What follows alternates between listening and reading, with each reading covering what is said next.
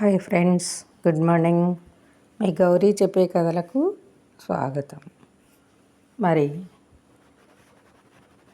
ఈరోజు వ్యాస పూర్ణిమ కదా, గురు పూర్ణిమ, వ్యాస పూర్ణిమ ఇవన్నీ కూడా అంటారు కదా. అసలు గురు పూర్ణిమ అనేది ఎందుకు అయింది, వ్యాస పూర్ణిమ అనేది ఎందుకయింది, ఇంకొకటి చూస్తే ఆషాఢ పూర్ణిమ, ఇది మహాషాఢి అన్నమాట. మరి వీటన్నిటి గురించి మనం కొద్దిగా తెలుసుకుందాం. మరి ప్రపంచంలోనే గురువు స్థానం చాలా మహోన్నతమైంది. మరి మనిషికే కాదరా, దైవానికి సైతం గురువే మార్గం చూపాలన్నమాట. అందుకే దేవుడు, గురువు ఇద్దరు కూడా ఒకేసారి ప్రత్యక్షమైతే ముందుగా మనం గురువుకే నమస్కరించమని పెద్దలు చెప్పారు కదా మనకి. గురువు అంటే చీకటిని పోగొట్టి వెలుగును ప్రసాదించేది అని అర్థం అన్నమాట. గురువు అంటే ఒక జ్ఞాన దీపం, అజ్ఞానాంధకారాన్ని పోగొట్టి శిష్యులకి జ్ఞానకాంతుల్ని ప్రసరింపచేస్తూ ఉంటారు. అలాగే మరి ఆషాఢ పూర్ణిమ నాడు గురువులందరినీ కూడా పూజించుకుంటాం కదా మనం. ఈ గురు శిష్య సంబంధం జీవనది లాంటిదనమాట. అంటే ఎప్పటికీ కూడా ఎండిపోనిది, జరుగుతూ ఉన్నది. దైవమే మనకి గురువు రూపంలో శిష్యుణ్ణి అనుగ్రహిస్తుంటాడు.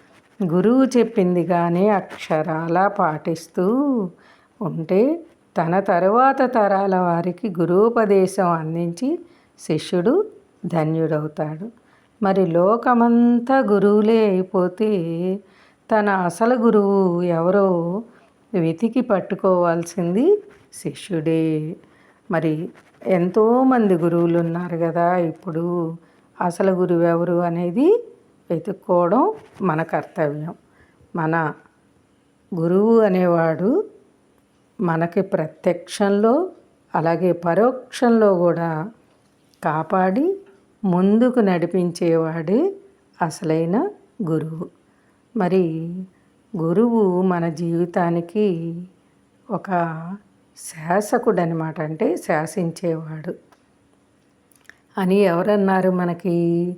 శ్రీరామచంద్రుడు తెలియజేశాడు. గురువు అంటే సాక్షాత్తు పరమేశ్వరుని రూపం.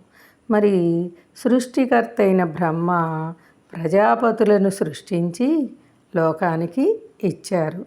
అలాగే మరి దక్షిణామూర్తి తన మౌనం అనే వ్యాఖ్య చేత లోకాలని ధరింపజేసి గురువయ్యారు. మరి అలాగే భగవద్గీతను అందించి శ్రీకృష్ణుడు జగద్గురు అయ్యారు. అలాగే గురువులలో అగ్రగణ్యుడు త్రిమూర్తి స్వరూపుడైన దత్తుడు. అలాగే మరి దేశాలలోకెల్లా శ్రేష్టమైన దేశికురాలు అంటే ఎవరు? మన అమ్మవారు. ఆమె గురుమండల రూపిణి. తన బిడ్డలకు అందరికీ కూడా ఈశ్వరతత్వాన్ని తెలియజేసి అందరినీ ఆయన వద్దకు చేరుస్తుందన్నమాట. గురువుల్లో ఎన్నో రకాలైన గురువులు ఉంటారు. మొదటి గురువు సూచక గురువు అంటారు. అంటే సూచక గురువులు అంటే ఎవరు? ఉపాధ్యాయులు అన్నమాట. మన టీచర్స్ మనకి చదవడం, రాయడం నేర్పించేది ఎవరు? గురువే. వీళ్ళనే సూచక గురువులు అంటారు. అంటే జీవితానికి ఉపయోగపడే గ్రంథాలని మనకి పరిచయం చేస్తారన్నమాట. మనలో సంస్కారాన్ని పెంపొందించి అస్సలు పునాది ఇక్కడే మనకి సూచక గురువుల ద్వారా పడుతుంది. తరువాత వచ్చే గురువు ఎవరు? వాచక గురువు. వాళ్ళెవరు? మనకి బోధిస్తూ ఉంటారు. ఎవరు? ఆశ్రమంలో ఉండే గురువులు. వాళ్ళు వాచక గురువులు అన్నమాట. వీళ్ళంతా ఎప్పుడు కూడా తపస్సులోనే ఉంటారు. ఆ గురువు ఉండే ప్రదేశం తపస్సు, శ్రద్ధ రెండూ ఉంటాయి కాబట్టి ఆ ఆశ్రమంలోకి ప్రవేశించగానే మనకి వారి యొక్క తపశ్శక్తి వలన ఎంతో ప్రశాంతత లభిస్తుంది. మరి మంత్రాన్ని ఉపదేశం చేసి రక్షణ చేసేవారిని బోధక గురువులు అంటారు. మనం ఇప్పుడు 3వ గురువు గురించి చెప్పుకుంటున్నాం. ఎవరు? బోధక గురువు. ఈ గురువుకు గురువును పరమ గురువు అంటారు. వారికి కూడా గురువైన వారిని పరమేష్టి గురువు అంటారన్నమాట. అంతకంటే ముందున్న వాళ్ళని మనం పూర్వాచార్యులు అని పిలుస్తాం. మరి ఏంటంటే వీళ్ళు కాకుండా నిషిద్ధ గురువులు ఉంటారరా, వాళ్ళని మనం తీసేయాలి. ఎవరు వాళ్ళు అంటే అప్పటికప్పుడు తాత్కాలిక ప్రయోజనాల కోసం ఉగ్రమైన ఆరాధనలు చేస్తూ ఉంటారు. అలాంటివి చేసేవారిని కానీ నేర్పేవారి వద్దకు కానీ వెళ్ళకూడదు. వాళ్ళే నిషిద్ధ గురువులు. అయితే మనము ఏంటంటే గురువు తన పాదాన్ని శిష్యుడి తల మీద ఉంచుతాడట. దీన్నే కుక్కుట దీక్ష అంటారట. అనుష్ఠాన బలం కలిగిన గురువు తన యందు గురువు ఉన్న శిష్యుని తలపై పాదాన్ని ఉంచుతాడు. గురువు అనే మాటలోనే బరువు అని, లఘువు అనే మాటలోనే తేలిక అనే సంకేతాలు ఉన్నాయన్నమాట. మరికొందరు గురువులు కేవలం మనకి చూపు చేతే అనుగ్రహిస్తారరా. అలాగా మరో విశిష్టమైన విషయం గురించి తెలుసుకుందాం. గురువు పరమ ప్రేమతో శిష్యుణ్ణి స్మరిస్తాడు. శిష్యుడి గురించి స్మరించినంత మాత్రం చేతనే విద్యాప్రసారం జరుగుతుందిట. అది గురువు కనపడగానే మనకి ఇంద్రియాలన్నీ కూడా అదుపులోకి రావాలి. ఏంటవి? మనస్సు, బుద్ధి, కన్ను, చెవి ఇవన్నీ కూడా. ఎందుకంటే గురువు చెప్పే మాటలపైనే మన మనసు కేంద్రీకృతం అవ్వాలి. మరి తన పరోక్షంలో శిష్యుడు ఎలా ప్రవర్తిస్తున్నాడో తెలుసుకోలేని అమాయకుడేం కాదు గురువు. మరి శ్రీరామచంద్రుడు కూడా గురువుగారు మీరు శాసకులు, మీరు ఏది చెప్పారో అది చేయడమే నా జీవితానికి సార్థక్యం అన్నట్ట. అలాగా గురువు చెప్పింది చేసినవాడు ఈశ్వరుణ్ణి పొందుతాడు. ఆచార్యుడు తనను అనువర్తించే శిష్యుడికి లొంగిపోతాడు. లోకంలో ఎవరైనా తమ ఆస్తిని కన్నబిడ్డలకు ఇవ్వాలనే ప్రయత్నిస్తారు. కానీ గురువు ఒక్కడే తన ఆస్తి అయిన విజ్ఞానాన్ని శిష్యుల పరం చేసేస్తాడు. మరి ఎప్పుడైనా సరే గురుపదం అనేది ఒక త్యాగాన్నే చెప్తుంది. వినయశీరుడై గురువును సేవించినవాడు ధన్యుడవుతాడు. అటువంటి శిష్యుడి కోసం గురువు దైవాన్ని సైతం శాసిస్తాట. మరి విష్ణువే స్వయంగా వేదవ్యాసుడయ్యాడు. వేదవ్యాసుడే లేకపోతే మన వేద సంస్కృతి అయోమయంలో పడి ఉండేది. కలియుగ మానవులకి ఈశ్వరతత్వం అర్థమయ్యేదే కాదు. మరి ఆయన వేదాలను విభాగం చేసి ఉండకపోతే ఈరోజు మనకు యజ్ఞ యాగాది క్రతువులు నిర్వహించే సామర్థ్యం అనేది ఉండేదే కాదు.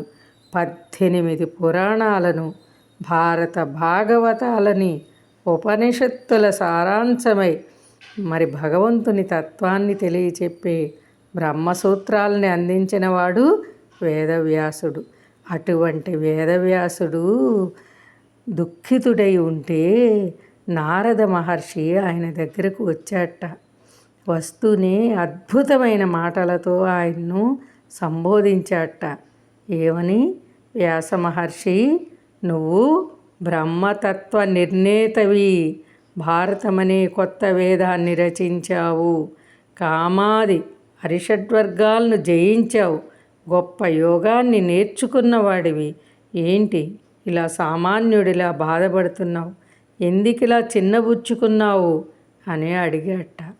మరి వ్యాసుని కలవరాన్ని తెలుసుకొని మనసులో వేదన తీరాలంటే భగవంతుని కథ చెప్పు. ఎన్ని గ్రంథాలు రచించినప్పటికీ కూడా అవన్నీ విష్ణుభక్తిని కీర్తించకపోతే పిండాలు పెట్టే రేవులైపోతాయి. మరి విష్ణుభక్తి కలిగిన కావ్యం మానస సరోవరంలా పవిత్రమవుతుంది. ఆ కథలు అర్థం తెలిసి చెప్పినా తెలియక చెప్పుకున్నా వాటిని స్మరిస్తే చాలు మానవులు ముక్తులవుతారు. అలాగే తపస్సులు, సాధువులు అందరూ కూడా ధన్యులవుతారు అన్నట్ట. అలాగా భక్తి కావ్యమైన భాగవతాన్ని వ్యాసుడు అందించాడప్పుడు మనకి. వ్యాసుడు చెప్పంది ఏదీ లేదు. ఎవరు ఎప్పుడు ఏది చెప్పినా వ్యాసుడు చెప్పిందే మళ్ళీ చెప్పాలి కానీ కొత్తగా చెప్పగలిగేది ఏదీ లేదు. అటువంటి వ్యాసుని పూజించుకోవడానికి ఏర్పడిందే ఈ వ్యాస పూర్ణిమ.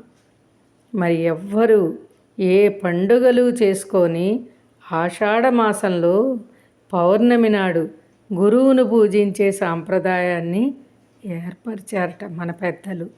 గురు పూర్ణిమ నాడు తప్పనిసరిగా గురువులను వ్యాసునిగా భావించి పూజించాలన్నమాట. ఎలా భావించాలి మనం? నమోస్తుతే వ్యాస విశాల బుద్ధే పుల్లార విందాయత పత్రనేత్ర ఏనత్వయా భారత తైలపూర్ణ ప్రజ్వాలితో జ్ఞానమయ ప్రదీప. మహాభారతం అనే తైలంతో జ్ఞానదీపాన్ని వెలిగించి విప్పారిన నేత్రాలతో విశాల హృదయంతో విరాజిల్లు. మనోహర రూప సౌందర్యంతో తనరారే మహాజ్ఞాని అయిన వ్యాస మునీంద్రులకి నమస్సుమాంజలులు. మరి ఈ పౌర్ణమి ఎంత గొప్పదో చెప్పుకుంటానికి మనకి మాటలు చాలవు. మనము రేపు ఇంకా కొన్ని విషయాల్ని తెలుసుకుందామర్రా. ఈ గురు పూర్ణిమ గురించి చెప్పుకోవాలంటే ఎన్నో విషయాలు ఉన్నాయి. మరి లైక్ చేయండి, షేర్ చేయండి, సబ్స్క్రైబ్ చేయండి. మీ గౌరీ పూర్ణ. బాయ్.